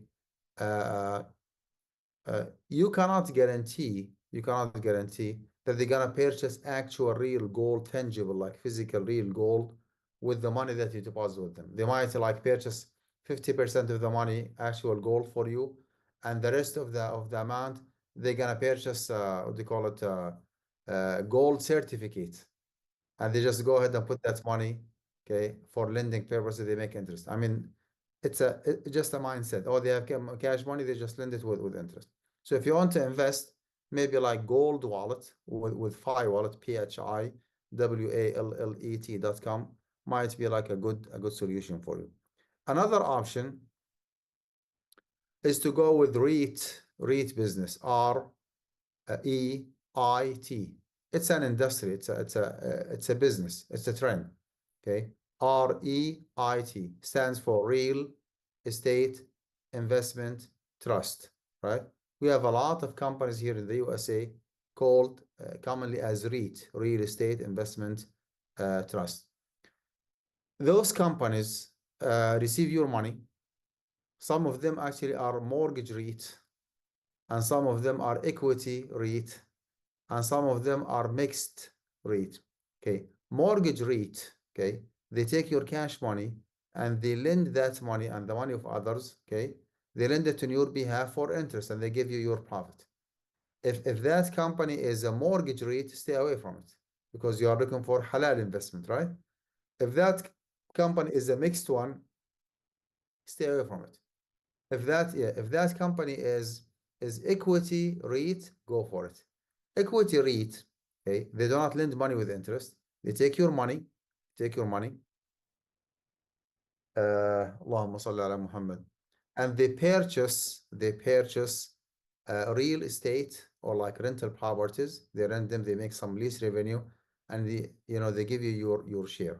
So REIT, like equity REIT, might be a good a good option for you, and it is actually profitable enough. And I would say maybe you can secure two digits, maybe 10%, 11, 12% a year. It's not bad at all. Third option is to invest your money in the stock market. And in this case, the biggest challenge you're going to face here is to have a Sharia compliant investment in the stock market. You can refer to any of the Muslim-owned mutual fund companies, okay, commonly known in the market as socially responsible or green or ethically responsible mutual fund companies. We have a lot of options in the market, and all of them actually claim to be Sharia compliant. كل يدعي وصلا بليلى وليلى لا تقر لهم بذاك. Everybody claims to be like, fully Sharia compliant. The one that I recommend is called Zaki Financial, ZAKI financial.com. Why I'm recommending this one? Because again, I'm the Sharia consultant of that company. I do have an access to their database. I know exactly what kind of business they do, what kind of stocks they pick and choose, and that's why I do recommend that company. Another option for you to screen or to scrutinize, if you wish, those stocks and to pick and choose is to go to what is called Atina, atina.co, Atina, AATINAA,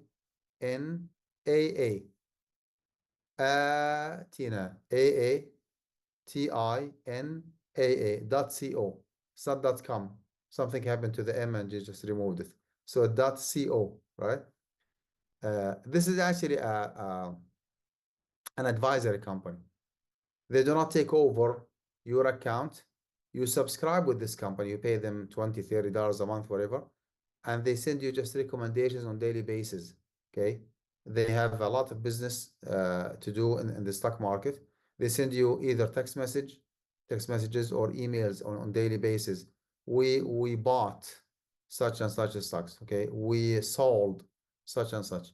If you want to follow their advice, it's up to you. You can. If you want to ignore them, it's absolutely up to you. Why I'm recommending Atina? Because again, I'm the Sharia consultant of that company. I know very well, how do they do business. Just to make a disclaimer here, when it comes to Atina, AATINAA.co, they are over conservative when it comes to investing in the stock market. They show me usually, like every year, a database, maybe 12,000 or even more, 12,000 different financial instruments available in the stock market in the USA. Okay, because of the conservative, formula that they set, okay, to pick and choose what is called Sharia compliant, they go down from 12,000 all the way to 800 only. Sometimes 1,000, sometimes maximum of 1,200, right? And the rest of them actually are to be like, disregarded. Why? Because they are not Sharia compliant. If you go to athena.co, they do have a free service, which is like you go to that search bar and enter the code of the stock that you're interested in, right? And the system just click submit or whatever. The system itself will generate a very short report for you that this is an Athena compliant instead of Sharia, because Sharia is a scary term. Athena compliant or non-Athena compliant.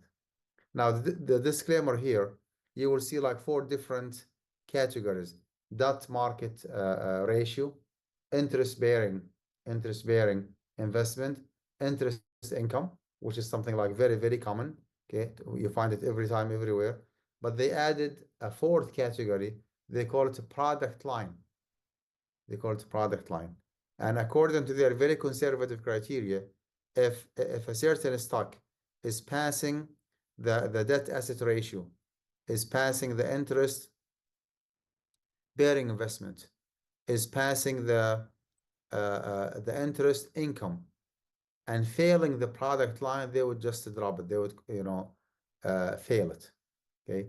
Now, my recommendation, although I'm the Sharia consultant of this company, if any stock that you're interested in, Walmart, Walgreens, Microsoft, Apple, whatever, if it passes the top 3 and fails the 4th one, go for it. Do not worry. Because the product line actually is something has been added by Athena, which is not a very common practice. What is agreed upon between the Majama Fiqhiyya and Fiqh authorities is the debt asset ratio, is the interest bearing investment, is the interest income generated. There's nothing called product line. Okay. So that would be another option. If you do have the ability and the time and the business mentality to invest your money by yourself, you either like purchase cars and you sell, or real estate, properties and you sell, or you give your money to your friend or your musalli next to you that you know very well, or like Ibn Ammak or someone that you know very well, give him that money, let him invest the money on your behalf. Is it a good idea to invest in a cryptocurrency? Please do not. Do yourself a favor, right? And stay away from the nonsense cryptocurrency. It's not haram. Okay, we don't dare saying it is haram, but the risk actually is too high, and the amount of cryptocurrency available in the market, and the tokens they call them sometimes, is huge. You do not know what kind of token you are, what kind of cryptocurrency, what is the purpose behind issuing that or mining that cryptocurrency. So do yourself a favor and stay away from cryptocurrency. Our fatwa at AMJA, the Assembly of Muslim Jurists of America, we do not prohibit cryptocurrency, but we say that the amount of risk, okay, and mukhatara is too high for you to get involved in. Stay away from it and just invest in something that really makes sense, something that brings some value to the society, and brings you some good profit. Another thing I wanted to ask about is, do you know how stock options work, and would those be considered halal? Because I always hear about stocks and I hear about stock options, and I've seen people that invest in stock options that are making like inconceivable amount of profits, and it doesn't make sense to me. So can you explain a little bit about how stock options work, and are they halal or not? No. I always say stock options are not an option. As simple as that. Stock option is not an option, because when you purchase an option, okay, you are not purchasing a commodity. You are not purchasing a merchandise. You are not even purchasing a service. You are purchasing something that is supposedly does not have any value, right? So when you purchase an option, let's say that the service value or the market value of that stock is $100, right? And the option is for $5. If you purchase that option for $5, what does that mean?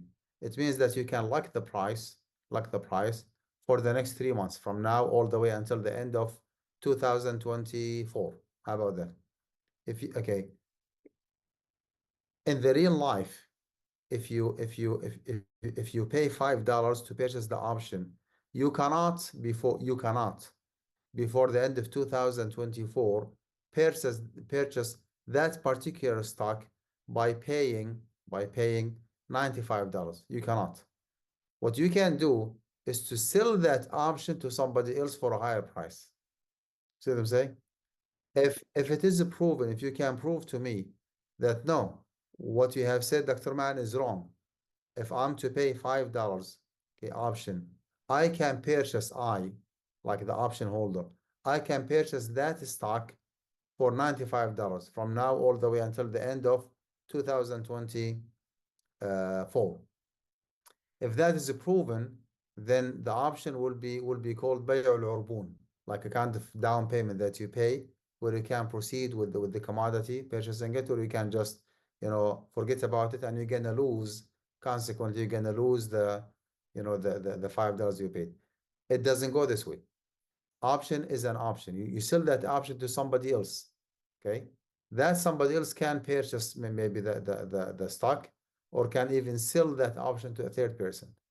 So Majama al-Fiqhiyya actually are, to my knowledge, are an agreement that options are not an option. Period. Likewise, when it comes to derivatives, when it comes to futures, most of those financial instruments are not, Sharia compliant for you to invest in. So if you want to have a business in the stock market, just make sure that you limit yourself to purchasing stocks, not stock options.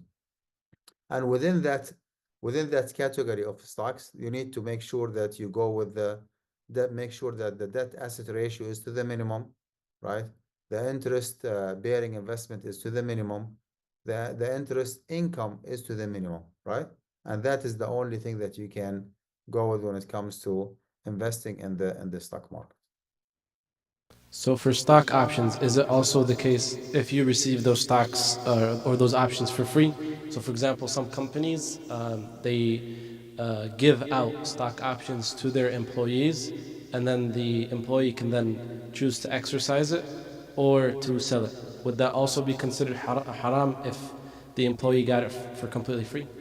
No, no. If you get it for free, خذها ولا تخف. توكل على الله. Okay.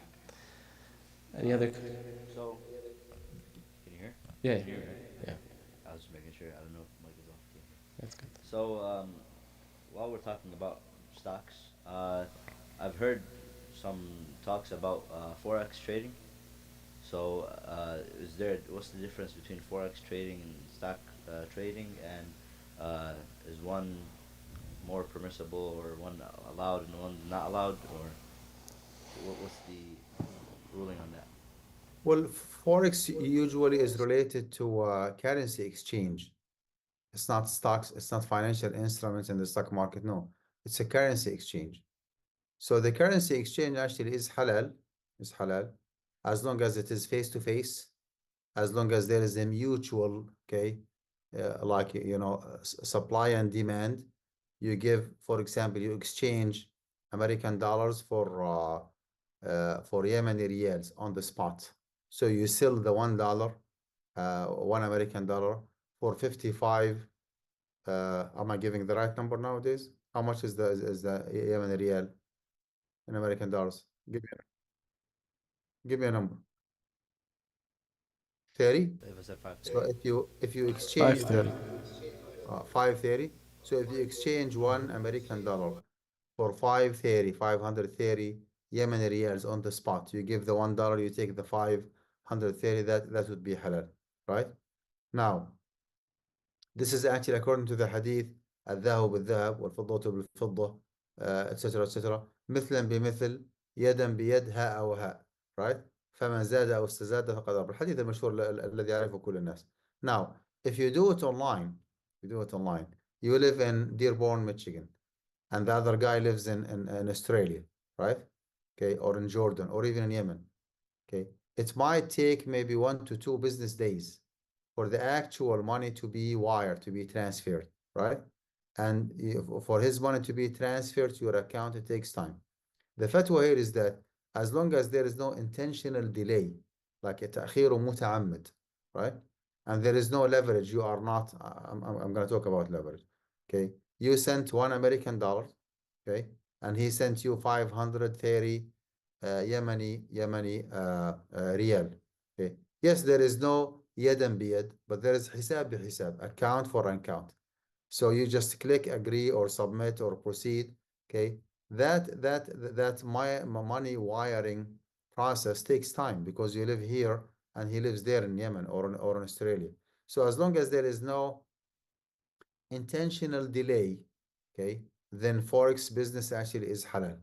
Now, some people prefer to take advantage of this like platform by leveraging the account.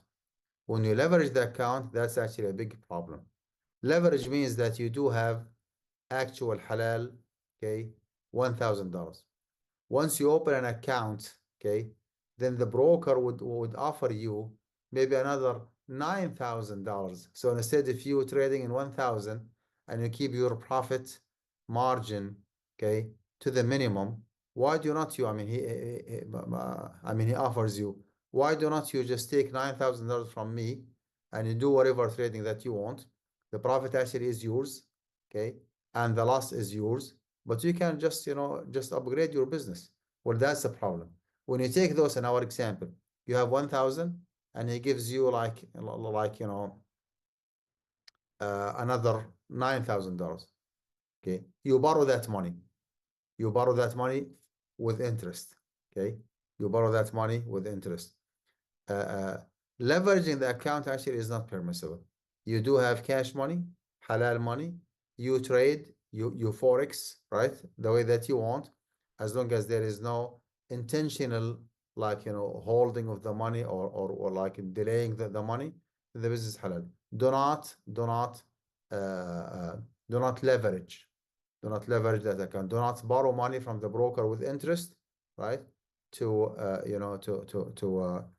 like what do you call it, to like upgrade and to like trade and more money. That's the bottom line. You mentioned the three criteria that make a stock halal, and I know when it comes to 401k, it's usually automated. The employee has a 401k through their employer, and they automatically choose their investments. So, how closely, as a Muslim, should I monitor those investments? Because they do give us options to change the investments. So, how closely am I supposed to monitor them to make sure that they go to businesses that meet the criteria you mentioned? Should I do it really closely and make sure everything is 100% halal, or should I just have them take full control of it? Wherever they invest it is okay. والله يا حبيبنا the standard here فاتقوا الله ما استطعتم. عرفت? Be conscious to your Lord as much as you can. By any means, by any chance, if you have like a word to say on how your investment should be, then you have to get involved and make your ultimate effort to make sure that your 401k is as Sharia compliant as possible. Okay. Usually in the real life, okay, you have those custodians, right? Like Schwab, like Vanguard, like Fidelity, and they have some agents who work under them. Okay, if your 401k investment company is Schwab or Fidelity, usually they give you some flexibility where you can roll over that account, okay, to one of those Sharia compliant companies. It could be Iman Fund, it could be Sharia Portfolio, it could be Amana, it could be Zaki Financial, it could be Azad.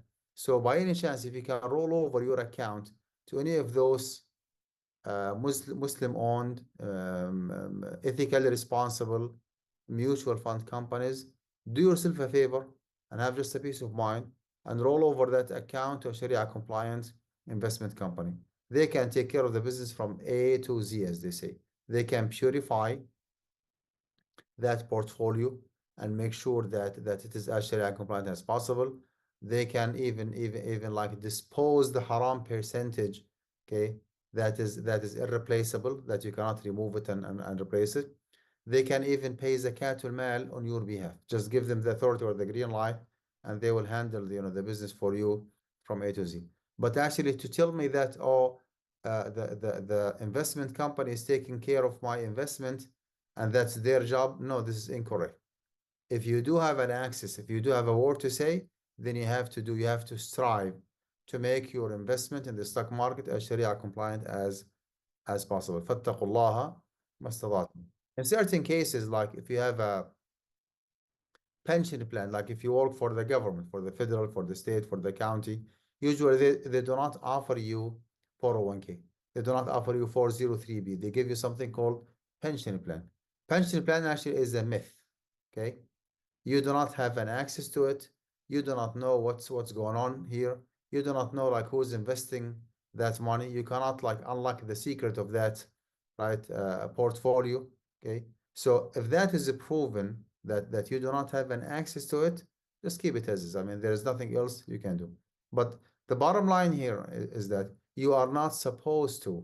Okay, you should not compromise your 401k or your retirement account because it is not a Sharia compliant. This is actually the worst thing that you could ever do.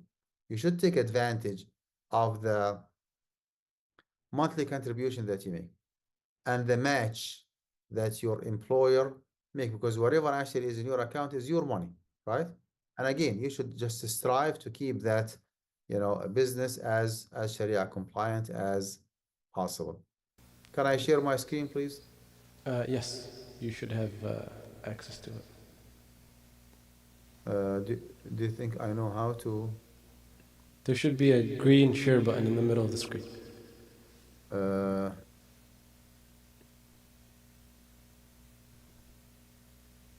Bismillah ar-Rahman ar-Rahim. I don't know how to have a full screen here. Subhanallah.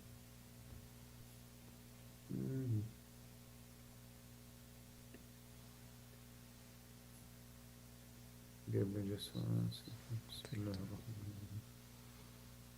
Am I sharing anything here? No, Can you we see don't my- say anything yet.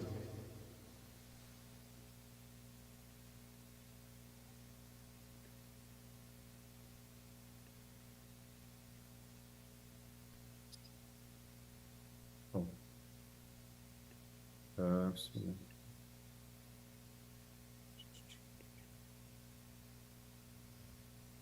What is the presentation?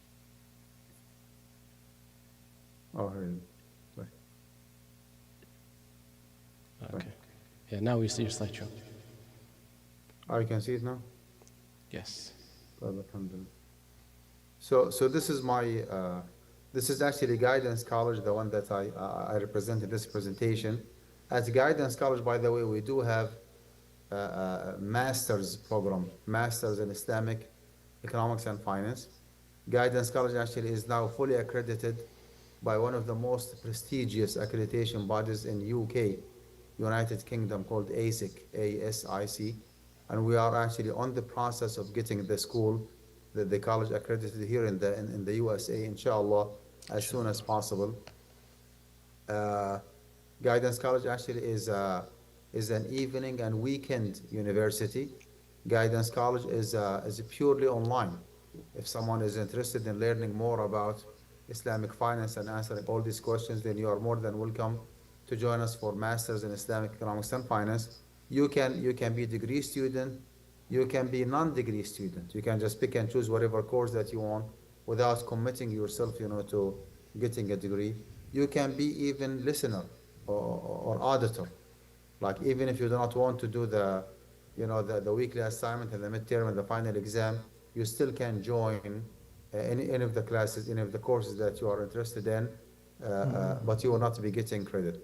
This is my email address. It's drman@guidancecollege.org. And actually, I do Sharia compliance consultation as a side business. If you want to consult with me regarding any business, of course, like the Sharia compliance part of it, not the technical one. I'm not a financial advisor or wealth manager or Islamic finance professional. I'm just, طالب علم, and I cover the academic and the fiqh part. So you can book a consultation appointment through this website, clarity.fm/Dr. معن القضاء. نعم. بارك نعم الله تفضل. فيك. ياك.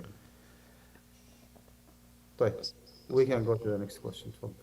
Do you have any more questions in investments? Because I have one that will close off the topic, inshallah.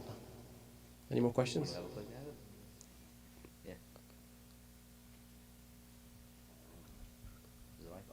You hear? Yeah, he can hear us. Okay. Go.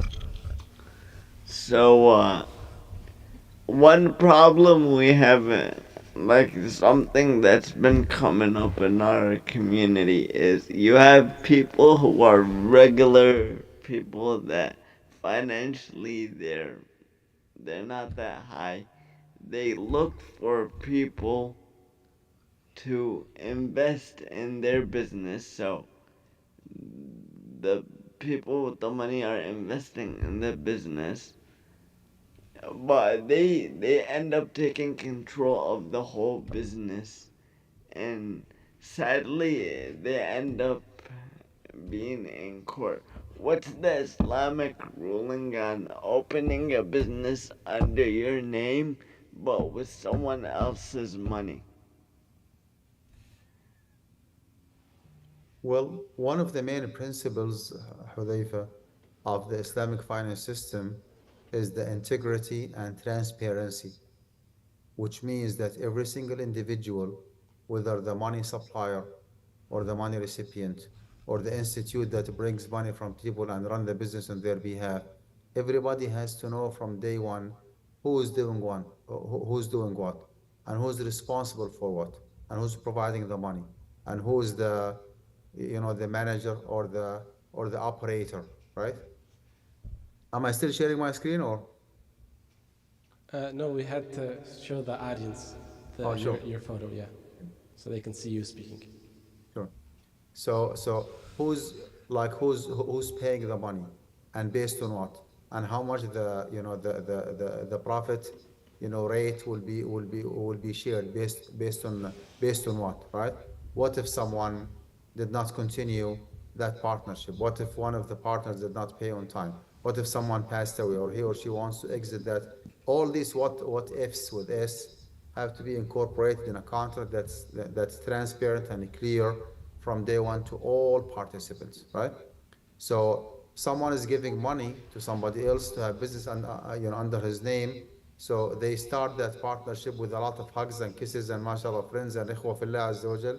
And then they end up, as you said, Hudayfa, in the court after a few months. That's because they do not know how to conduct business in a Sharia compliant way.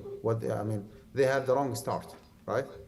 They hide something for tax evasion purposes, tax reduction purposes, hiding some information, going around the system, trying to find a loophole here or there. This actually doesn't work. Be transparent, have integrity and transparency to everything on paper. Make sure that you run it by your attorney to make sure it is like legally compliant. If it is something big and you want like consultation, whether it is Sharia compliant or not, you can run it by me. I can help with that. But to answer the question, that's very very unacceptable. And as you said, Hudayfa, they start business as partners and brothers in Islam, mashallah ikhwa, and then they end up going to court. In terms of, let's say I give someone $20,000, he opens a business, then he pays me back the $20,000 to buy the business. The business now was fully his. Is that allowed? Can you say it again? I'm not sure if I got the So question. I gave someone $20,000. He opened a business. He's successful. Right now he's making profit. He paid me back the $20,000. Is that enough for him to say, "Oh, I own the business now"? It depends on what kind of partnership you establish with him. What were the conditions? What is the business structure? Who is doing what? Uh, uh, giving giving someone the principal. For the business. Well, you are not supposed to give him a loan, as you already explained. There's nothing called like investment loan in Islam. You either give him an interest-free loan, qardun hasan, for a humanitarian reason. Someone is in desperate need to, for healthcare, for paying for the apartment, for paying tuition fees, for purchase food, for something that is desperate, okay, necessity. Or otherwise, do not give him money. If it is money for business purposes, you establish a partnership with him based on one of the different Islamic modes of finance. Jazakallah khair. Like, I have to be honest, there's a lot of things that you mentioned, like iWallet, REIT, Zaki Financial, and I'm just sitting here and I'm I wish I knew about these earlier. I wish I knew about these things I earlier. cannot hear you. Sorry. Sorry. So what I was saying is, Jazakallah khair for giving us all of these options, because there's a lot of them, or almost everything that you mentioned about halal investments I didn't know before. And every time you mention something, I say, I wish I knew about it earlier, especially before COVID. And I noticed that this is actually a habit that many people fall into when it comes to investments. Whether they make a profit or they endure a loss, there's always a form of regret. So if I invest and I lose money 5 years from now, I'm gonna, يعني at that time, I'm gonna say, I wish I didn't invest in this company. It was a really bad investment. And if I invest and I double my money, 5 years down the line, I'm gonna say, man, I wish I donated even more. So how can we balance the qadar and the action? Because sometimes you see a company, you want to invest, and you think, no, I'm not gonna invest in it. And when it succeeds, you have the regret. And if you invest and it succeeds, you still have regret because you wanted to invest more. So how can we teach ourselves not to have these regrets? Well, moderation actually is the solution here, in a sense that before you make a decision, right? Make a decision to join a certain company or to establish a company or to invest in a company, you need to do your own due diligence, right? And as we always say in business, do not put all eggs in one basket, right? Do not put all eggs in one basket. When you set your investment in the stock market, for example, do not invest in education only, or in engineering only, or transportation, or medicine, okay? Or because you do not know which industry would collapse and which one would flourish. So after doing your due diligence and diversifying your investment, okay, based on knowledge, based on experience, data-driven decision that you made, there is no point behind regretting in the future. If the profit was like above the average, you should not regret. And if you lose money, you should not regret, because again, it was not just a random, like haphazard decision. No, you have made it based on study, based on data, based on consultation with expert individuals who have made that recommendation to you.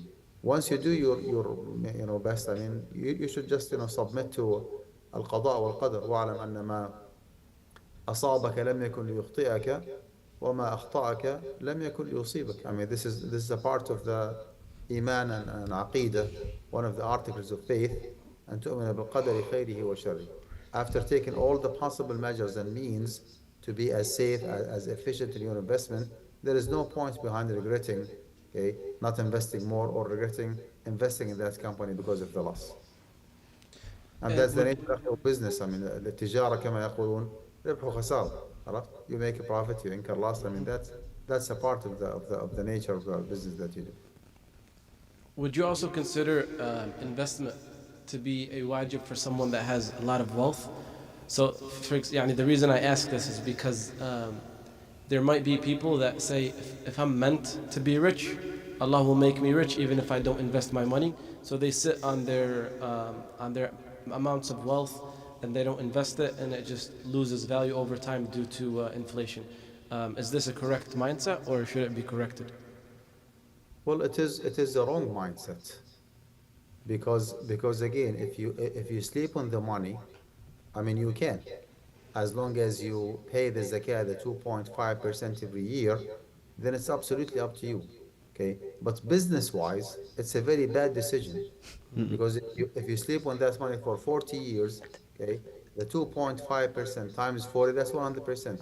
So the zakah will devour, will eat up the principal.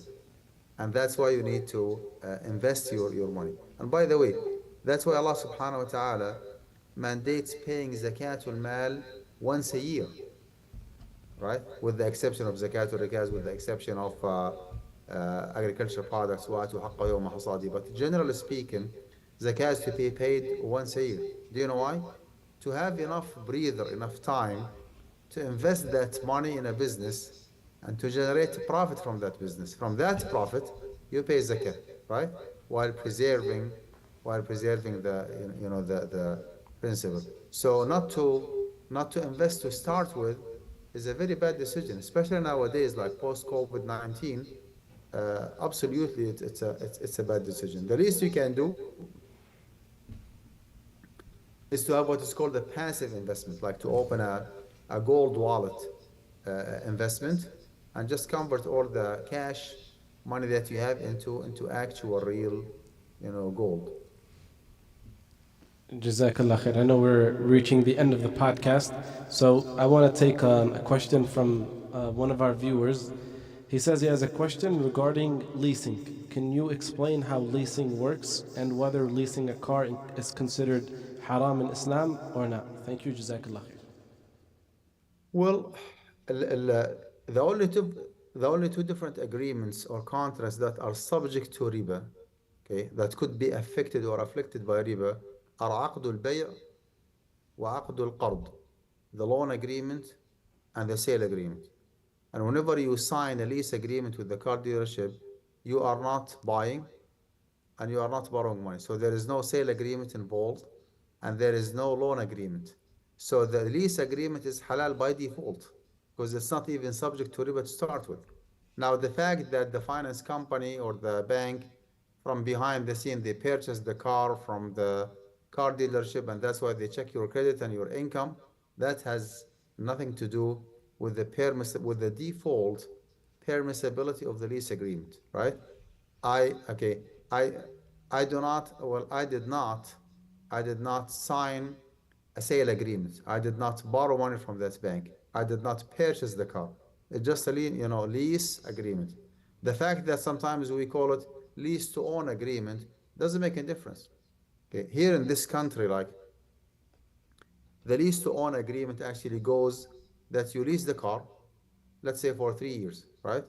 And during those 3 years, or upon the end of those 3 years, you can either retain the car, خلاص مع السلامة, you are by your own, or you can purchase the car with the residual value, right? Whatever like remaining value, or you can replace it. Well, that decision will be made, okay, later on, like whenever you decide to purchase it. So there is no sale agreement from day one. There is no loan agreement from day one. Lease agreement is halal, as simple as that. Once you decide to purchase, we need to ask you, hold on, how are you gonna finance the car? Are you gonna pay cash for it? Are you gonna finance? Is it a zero APR, or are you borrowing money from a bank that will be charging you certain APR? Based on your answer, I can tell you financing, okay, or البيع بالتقسيط is halal or haram. It depends on the mode of finance that you're gonna follow. Jazakallah khair. And one more question pertains to credit cards. At what point is a credit card haram and what point is it halal? We've heard that there's a fatwa that even agreeing to having an interest-based transaction could be haram. But there's also some people that say having a credit card is halal. You can agree to the interest, and as long as you're not enduring the interest on it and paying interest, then it becomes halal. Can you give us more information on that, please? Well, الحرام في شريعتنا إما أن يكون حراما لذاته أو حراما لغيره. Prohibited matters could be either prohibited for itself by itself, which is the explicit haram that you commit, or it could be something prohibited because of its potential consequences, حرام لغيره. When it comes to riba and borrowing money, الحرام لذاته, whatever is prohibited for itself by itself, is to go to a bank and to borrow money with interest, where riba actually is unavoidable. Riba is unavoidable. Again, if you still remember the example that I mentioned in the beginning of my presentation, when you go to Bank of America and you borrow money, like when you asked me about the definition of riba, right? We said that the premium that has to be paid by the borrower to the lender along with the principal amount, okay, as a condition for the loan. You go to Bank of America, you borrow $100,000 for 5% APR. Riba is unavoidable. You are immersing yourself in riba from day one. That is haramun lidati, prohibited for itself by itself, because riba is unavoidable. When it comes to credit card, it's completely different story. You agree to pay interest in certain cases. If you do not pay the monthly statement or the monthly balance in full before the due date, then you have to pay interest. Or otherwise, if you use your credit card for cash withdrawal, you stop by any ATM machine to draw some cash, right? Uh, uh, what if you agree and you sign, yes, I'm willing to pay interest in case of cash withdrawal. I'm willing to pay interest if I did not pay the monthly Balance. balance, right, in full before the due date. What if you sign already, but you refrain from using your credit card for cash withdrawal? You always pay your monthly balance in full before the due date. How much interest you pay? Zero, right? So riba actually in this scenario is avoidable. Yes. Riba is avoidable. So it's not haramun لذاته تحريم مقاصد. It's not prohibited for itself by itself. It is haramun لغيره. Prohibited because of its potential consequences, because of some other reason. Because once you sign an agreement to hold a credit card, you subject yourself. You expose yourself to riba. Oh, you might fall into riba, on the trap of riba, and you might not. Okay, now, why we are classifying, or what, yeah, like our fuqaha classify al-haram into haram لذاته وحرام لغيره, prohibited for itself by itself, as opposed to prohibited because of its potential consequences. Okay, they said الحرام لذاته لا تبيحه إلا الضرورة. Whatever is prohibited for itself by itself in itself cannot be permitted unless there is a necessity. Okay, necessity. والحرام لغيره تبيحه الحاجة. Whatever is prohibited, okay, for other causes or other reasons, okay, could be permitted in case of public and general need. Public and general need. So riba, when it comes to credit card, is avoidable, as we already explained. And there is a public and general need for Muslims living in the USA to hold a credit card, right? If you live in Yemen or in Jordan or Algeria or in Pakistan, the monetary system is still basic, okay? And the financial system is still, everybody like still until today holds cash money and they go to Dukan or wherever and they pay cash. It's not the case here in the USA, right? Certain points of sale do not accept cash money. They do not accept debit card. They do not accept even personal check. It has to be credit card. On the other hand, in order for you to build your own credit history, credit scores, you have to hold a credit card. Is that correct? So there is a public and general need for holding credit card from one side. From the other side, riba is avoidable. Riba is easily avoidable. Okay? And based on that, الحرام لغيره تبيحه الحاجة. Okay? Whatever is prohibited because of its potential consequences would be permitted in case of public and generally. And that's why, to conclude, holding credit card actually is permissible as long as you know how to handle that credit card by not making cash withdrawal, by paying your monthly balance in full before the due date. It's still allowed actually to use a credit card as needed. Uh, you ask question ولا? So now we've been talking about interest and paying interest. Uh, what's the ruling, or what is the opinion, or what is the I guess what's the ruling about earning interest? يعني by for example having a savings account or something like that. And should you, for example, if you were to open up a savings account, should you request it to be with zero interest if it's possible, or if it's even like a low percentage interest rate? What's the ruling on that? Okay. Uh, let me ask you this if you don't mind. When you open a saving account, okay, where the principal is guaranteed and the return on top of the principal is guaranteed, are you committing something حرام لذات تحريم مقاصد or حرام لغير تحريم وسائل based on what I already explained?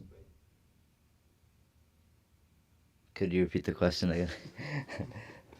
I heard the first part, but that's like, Okay. Whenever you open a saving account, mm-hmm. like classical traditional saving account, Yep. where the bank by the FDIC guarantees the principal and guarantees the APR, the interest on top of the principal. Once you open the saving account, are you committing something prohibited for itself by itself, okay, where riba is unavoidable, or you are committing something prohibited because of its potential consequences because riba is avoidable? Mm-mm. أي. I mean, I guess it just depends what the thing you're earning interest is from. You know, for example, if it's a savings account, some places, I was talking to Anwar. Were you the one that said you opened one without Yeah. interest? Yeah, so he was able to open one without one, and for me, my bank, they did offer that type of option. So I guess if it was for me personally, then it would be, in and of itself it's haram, right? Uh, Here is the answer. Once you open a saving account, you are creating interest. You are generating interest. Okay. Now, the fact that you decide not to take the money, or you tell the bank, oh, but by the way, I do not want, I do not want to have interest. And they say, okay, that's fine. This account is zero interest. Well, please excuse me. They are liars. System itself actually generates interest. So once you open a saving account, you are creating interest. You are generating interest. Now, the fact that you decide to dispose the money or shred the money or just تحرق الفلوس تولع فيها النار or you keep it with the bank doesn't make a difference because the damage is already there. You are the one who created interest, right? So mm-mm. opening a saving account is prohibited for itself by itself. It is حرام لذاته تحريم مقاصد. So you cannot even open a saving account to start with, period, right? Now, Mm-mm. why people I open, don't know. It's not the saving account? That's a good question. Uh-huh. Some people actually have big chunk of money and they do not think it is safe to keep that money at home. Well, if that is the reason, you can open another checking account, okay, free of charge, free of interest checking account for saving purposes. Okay. As long as you do not release the information of that new checking account for saving purposes, no debit card to be used, no checks to be, signed, then no one actually can have an access to your account. So the possibility of fraudulent transactions or identity theft goes down to zero. See what I'm saying? Yeah. Mm-hmm.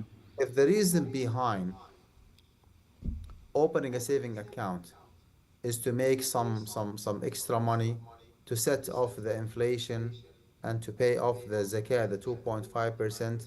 Well, why do not you open a mutual fund account? How many Muslim owned mutual fund company we have in the USA? More than 10, believe it or not. Between Zaki Financial and Iman Fund and Zad Fund and مش عارف Saturn and Amana Fund and Sharia portfolio. Okay. If you open mutual fund account simple investment account with Zaki Financial, you can make maybe 4, 5, 7, Allahu Alam, 10% halal money, where they do not guarantee the principal, they do not guarantee the profit, but based on their experience, they can tell you, listen, based on the data that we have, if you open this account and you sleep on the money for a minimum of 1 year, okay, we cannot guarantee, but we do expect you to get 10%, right? So you can make halal money, and instead of opening a saving account. Why do not you open an account with Fi Wallet, right?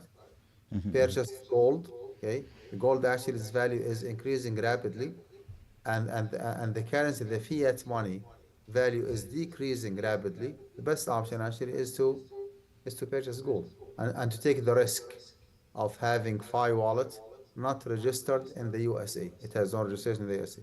If you're willing to, to take the risk, download the app and start, saving money from now. By the way, Jazakallah khair. yeah, we exceeded like 2 minutes on top of the 2 hours, and that's riba, that's interest. That is haram harib maqasid.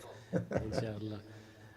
So inshallah we'll end with closing remarks. Jazakallah khair for your time. I know we also wanted to speak about insurance and mortgages, but I know you've spoken about these topics comprehensively. We also have videos about them here on this AMSDearborn channel, and inshallah you've also shared your links and your where people can contact you and see your courses through Guidance College. So inshallah people will benefit, and I know for sure I have a lot of homework to do. I have to go back and watch this video because there's an ocean of knowledge, and there's a lot that I've learned I was not expecting. Exceeded my expectations, to use the best words. Can I ask one more question? Someone asked me this. They said, "Can I ask it?" Speaking about ocean, that's why I have like a blue background behind me. Is the ocean that you're referring to? Jazakallah khair, Shaykh. Allah, it reflects it perfectly. Brother. If you allow it, then Muhammad has one more question. If you Well, allow. Habibna, it's now 10 o'clock in my side. Yes. And actually, I had a conference in Islamic finance in Houston, Texas, here the whole day long. And tomorrow I have like, the second day. So maybe we can arrange like maybe for part 2, inshallah, in the near future. But for today, if I can be excused, actually, I will be really appreciating. Jazakallah khair for تمام. your excuse. جزاك الله خير. Barakallah بارك الله feek. فيك. Barakallah feek. Are you Inshallah gonna we'll send me end it. that link, inshallah, whenever it is available? For the live podcast. Like on YouTube or whatever you have it. Inshallah. It's available right now. I'll have Hudayf inshallah send it to you, or I'll send it to you myself inshallah. طيب الله يجزيكم خير وسلام للاخوه جميعا عندكم في مسجد الدكس الله يحفظكم جميعا ويبارك فيك. Thank you so much. بارك الله فيك جزاك الله خير شيخ. Jazakallah khair. السلام عليكم ورحمه الله وبركاته. وعليكم السلام السلام. ورحمة الله وبركاته.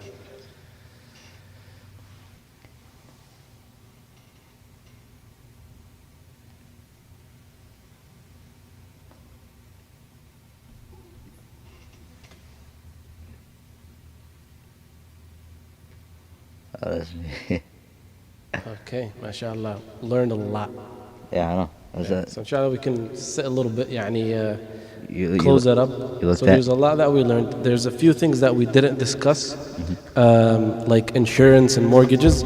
But like we mentioned, Sheikh Dr. Ma'al Qada has a lot of information about these things on his Guidance College website. Like he said, you can be an auditor in his courses. So if you just want to go to his college courses, listen to them online without paying, you just won't get credit for them, but it's a blessing, alhamdulillah, that you're able to access them and listen to them. There are also videos of him in Arabic and I believe some in English in our channel, so you can listen to those and watch them. And a lot of them are open Q&A format that he had a live audience here in Ramadan. So we urge you to go back, review those. There's an ocean of knowledge and a wealth of information that he shared with us. It's unfortunate, he's so busy, but alhamdulillah, it's a blessing that we're able to even get him for 2 hours. So there's a lot of things that I learned. My homework right now is to go back, review this podcast. Even though I was hosting it, I'm going to go back and watch it again so I can review and make sure I have all this knowledge compacted and well memorized. And there's also some things that I just realized يعني I'm financially doing incorrectly, astaghfirullah al-azim, that I have to go and correct inshallah to make sure اني ATNA compliant, not Sharia compliant. Alhamdulillah. So يعني what are your guys' thoughts before we do closing remarks? Wallahi, يعني a lot of things. I took notes throughout the thing, throughout the conversation and the questions. A lot of things that I didn't know were cleared up, and a lot of things that I wanted to learn more about were also. Yani he had the information that we requested. But what I suggest is, like what you said you're gonna do. I suggest everybody does that. Where, we try to be, what is it, financially literate. Financially literate, and also make sure we're financially halal. Yeah. Because there's a lot of things I just realized يعني doing incorrectly that I thought, for example, the biggest one is the zero interest saving account. Yeah. And I was surprised. I was like, wow. I have a savings account that says zero interest, but alhamdulillah, I'm halal compliant. Yeah. Turns out that Creating even just interest. having a savings account is not permissible. So I have to go inshallah, talk to my bank and convert it to a checking account or get wallet or something like that. But I also had what's it called? I suggest that people who had still questions to, up until now, either submit them to his email or try to book a consultation with him on certain questions they may have. Or maybe we can in the future do a part 2 if it's I guess something that the viewers want to see. Because I mean personally, I think there's a lot of questions that every time he brought up something, I'd think of another question that I could ask. So we didn't have we had a lot of time, 2 hours, but it's not enough time to get through everything. So inshallah, we'll be when maybe have him come here to the masjid next time or something like that with a live audience where it can be more interactive. But inshallah, everybody benefited something from this podcast. I think Jazakallah khair, Dr. Manal Qadha, he gave us a good overview of Islamic finances. But subhanallah, one thing I've been reflecting, and it's been years, like Muslims in general, we need to be financially smart, because if we are financially smart, we can succeed as individuals and as a ummah.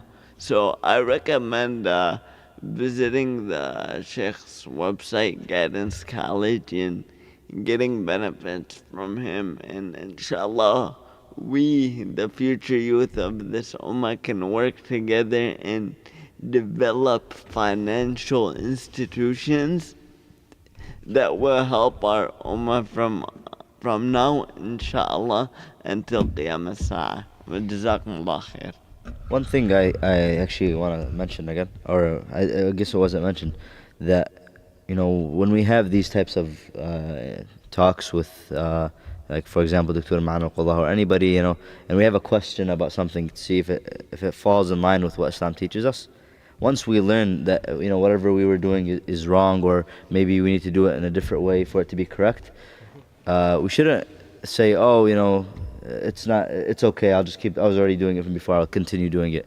We should learn from these things and actually follow through with what we learn. We don't ask the question and hope it fits what we want, and then when it doesn't, we just ignore the answer. We see that the answer says, A and B are wrong and C is the only right way to do it. We follow that right way, and we stop doing A and B, which are wrong. So it shouldn't be, it's not up to us what's haram, what's halal or haram. So we follow what the Quran and Sunnah say. So if the Quran and Sunnah say this, then we don't, this is haram, then we don't do it. We stay away from it, and we try to stay best as possible. Try our best to stay away from gray areas, things that we're unsure of, until we know the answer. Not try it out and then later on we find out we were wrong. I didn't know. Well, you had the opportunity to find out if you're wrong, or to find out if you were if this thing is wrong, but you chose to earn something or benefit from it until later on when you decided, okay, I already earned a good amount, let's see if it was right, which is not the correct approach to these types of things. Alhamdulillah. And even on YouTube, alhamdulillah, the comments or the live chat, people are saying it was a great episode. Part 2 is appreciated. Inshallah, another advice that we received is to summarize. In this instance, it was really tough to summarize each topic just because we were so pressed for time. But inshallah, in the future, if we're, we have the time luxury, we can summarize the points that we mentioned before we move on to a different topic. And like we said, inshallah, there's a lot of topics that we wanted to mention, especially about mortgage or insurance. Alhamdulillah, Shaykh has spoken about those comprehensively, and you can go back and listen to those lectures that he's given, or go to his websites and read the fatwa that he has given out. Or you can, like we said, attend his college classes through Guidance College, and inshallah there's going to be even more beneficial information there as well. So inshallah, nakhtam. Yeah, I wanted the Shaykh to be here and give us dua, but alhamdulillah, we can do ourselves. تفضل يا حذيفة. اللهم اغفر لنا وارحمنا ولا تفضحنا. اللهم انصر الإسلام والمسلمين. اللهم انصر أخواننا المستضعفين في فلسطين وفي غزة وفي لبنان وفي اليمن وفي سوريا وفي كل بقاع يذكر فيها اسمك. وصلى الله على نبينا محمد وعلى آله وصحبه أجمعين. بسم الله الرحمن الرحيم. والعصر إن الإنسان لفي خسر إلا الذين آمنوا وعملوا الصالحات وتواصوا بالحق وتواصوا بالصبر. جزاك الله خير. السلام عليكم ورحمة الله وبركاته. جزاكم الله خير على حسن الاستماع.